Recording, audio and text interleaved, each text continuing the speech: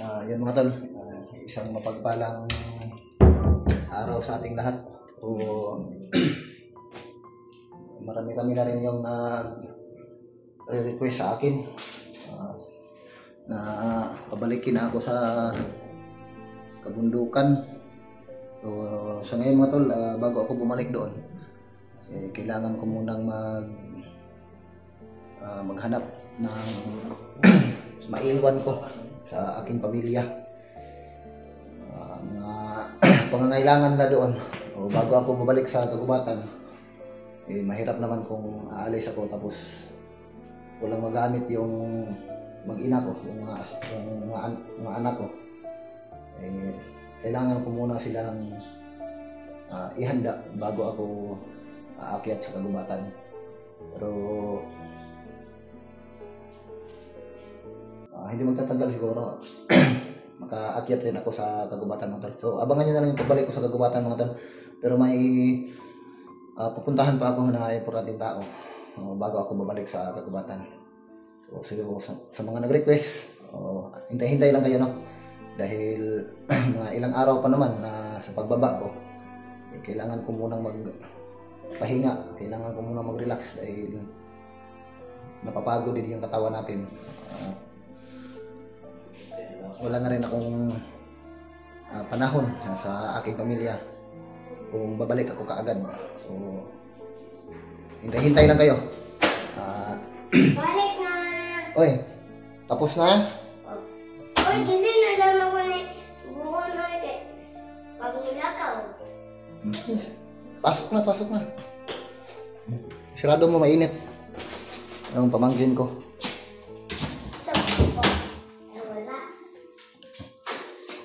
Mas papa? Ha? Cellphone man dayon. Dumating yung pamangkin ko mga tol. Yan, uulitin ko mga tol. Bago ako aakyat sa kabundukan, kailangan ko muna maghanda. Kailangan ko muna maghanap ng magagamit sa aking asawa at sa aking mga anak bago ako balik sa kagubatan. So hintay-hintay lang kayo mga tol. Dahil hindi pa naman gaanong katagalan ng pagbaba ko mula sa bundok. Magpapahinga rin ako para magkaroon din naman ako ng time sa aking asawa at sa aking mga anak. Pero okay, mag-alala. Babalik naman ako kagad.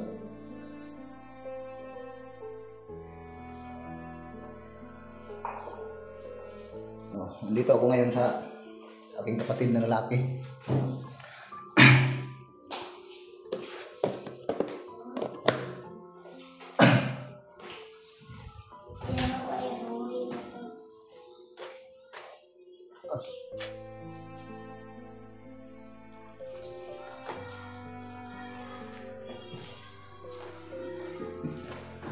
Lar, timo-timo sa.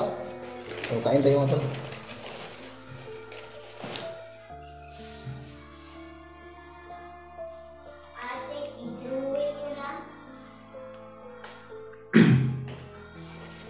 So, sa mga nag-request, hintay lang kayo mga tol. Dahil hindi ako aakyat kung hindi ko pa mapuntahan yung mahalagang tao. So, abangan nyo na lang yung video ko kung sino yung mahalagang tao na tinutukoy ko na puntahan ko bago ako babalik sa kagubatan.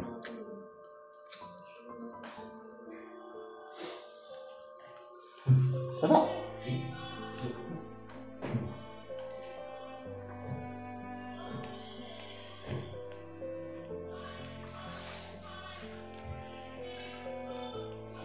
Kape.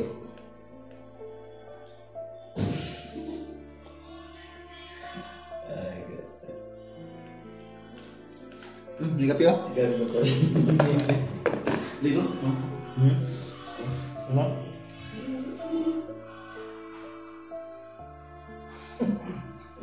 Umukap na buwan.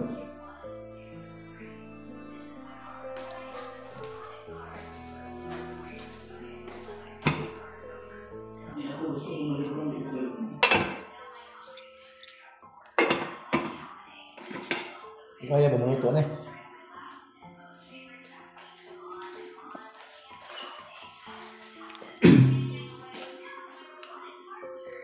Grabe na pagod talaga ako sa biyahe. Ang layo ng pinagbihayaan namin.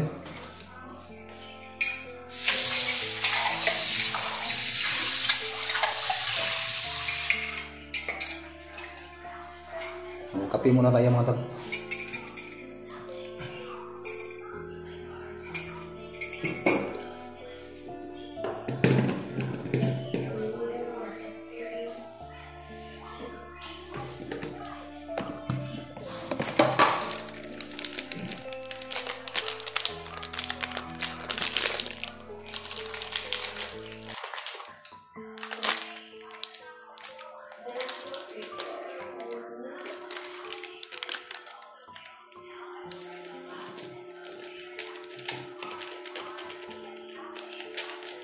So, doon ako kay mama natulog kagabi. Pagkatapos, nagbiyahe kami ng aking pinsan. At dinaanan ko rin yung kapatid ko na lalaki dito. Dahil mga ilang taon na rin na ngayon lang kami nagkikita. Pinasyalan ko siya rito. Yung mga pamangkin ko ay hinahanap talaga ako ng aking mga pamangkin. Parati silang sila sa akin, nag-abot ng mensahe kung kailan nga ba daw ako makapagpunta dito sa kanila. Dahil lahat talaga ng mga pamangkin ko mga tol ay hahanapin talaga nila ako. Dahil nasanay kasi sila sa akin mula nung sila ay musmus pa lamang hanggang sa nagkaroon sila ng saktong pag-iisip ay ako talaga yung pinahanap-hanap ng aking mga pamangkin.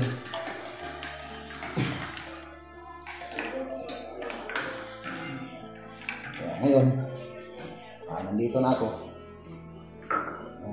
Pinuntahan ko yung mga pamangkin ko dito. Laking tuwa ng mga pamangkin ko na nandito na ako.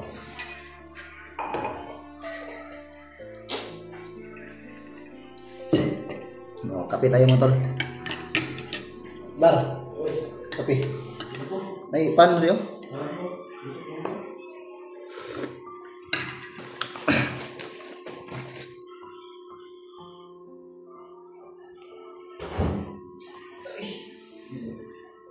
Luwas ang ka natanan ko ang man ito.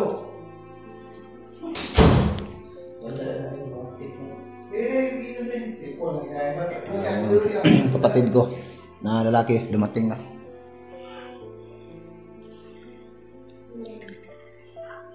Maya-maya may dadaanan na naman kami.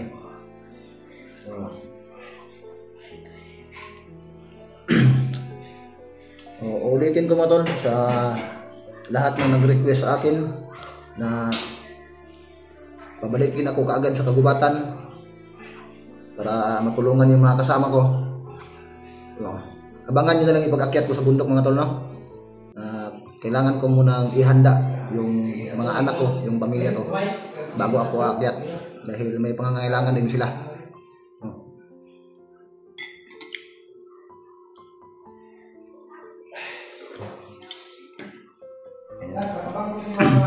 Mahirap kasi kung aakyat ako sa bundok tapos wala akong dalang baon, ay magugutom lang ako doon. Magtitiis na rin ako sa gutom.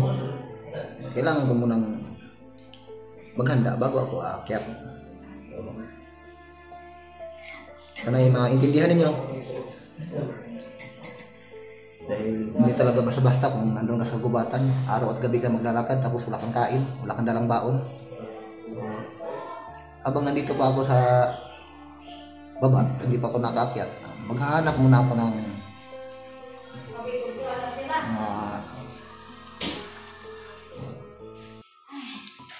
mag-extra muna ako dito. Maghanap muna ako ng extra income bago ako bumalik doon. Dahil ultimo pumasahe pabalik doon sa bundok, wala talaga ako.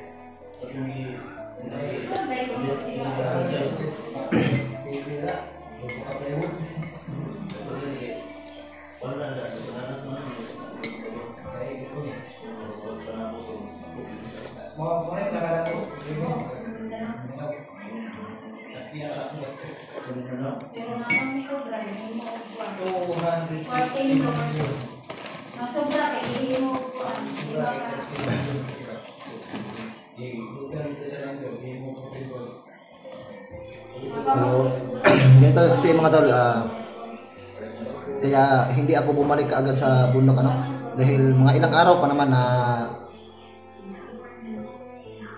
bago ako nakababa. So naiintindihan ko rin yung mga mahal natin tagapanood na pabalikin nila ako kaagad sa kabundukan. So naiintindihan ko na sila. Pero ganito kasi kapag aakyat ako kaagad, kawawa talaga yung pamilya ko. Dahil sa yung anak ko mga tol, yung panganay kong anak, naawa na talaga ako dahil sa nandun ako sa kabundukan, hindi ko na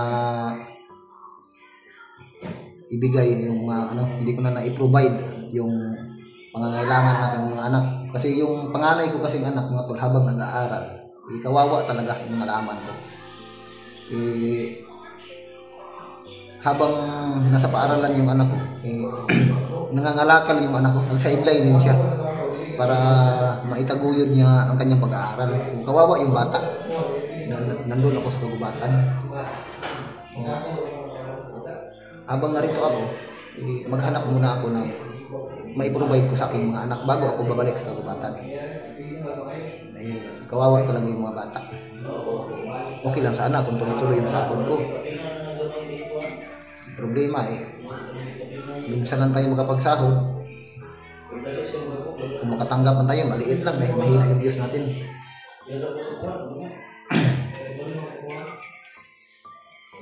So yun.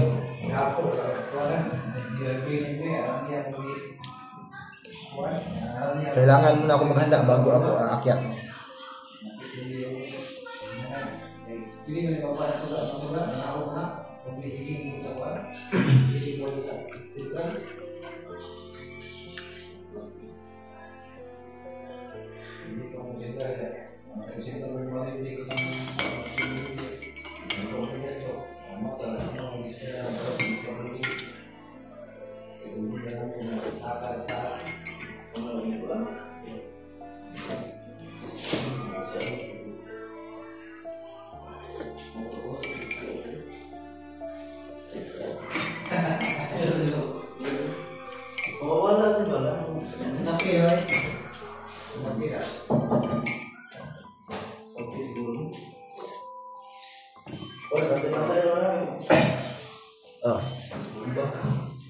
Kailangan ko munang palakasin yung katawan ko. Kailangan ko munang palakasin yung katawan ko bago ako babalik sa kagubatan. Mahirap doon. Mahina yung katawan mo doon. Lalo kang manghihina kapag nandun ka na sa kagubatan. Kailangan talaga bago ka aakyat, kailangan mo munang i-relax yung katawan mo doon.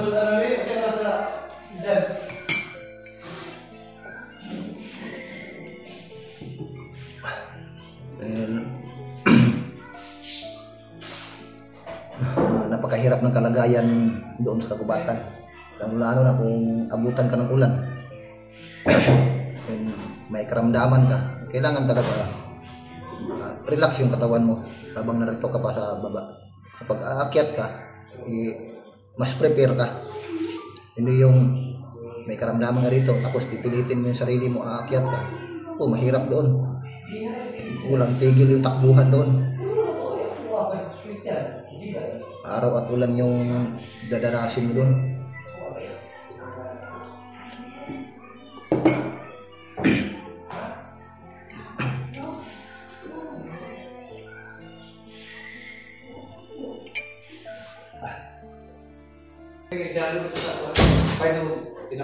Oh. Naam siguro dito sa kwan.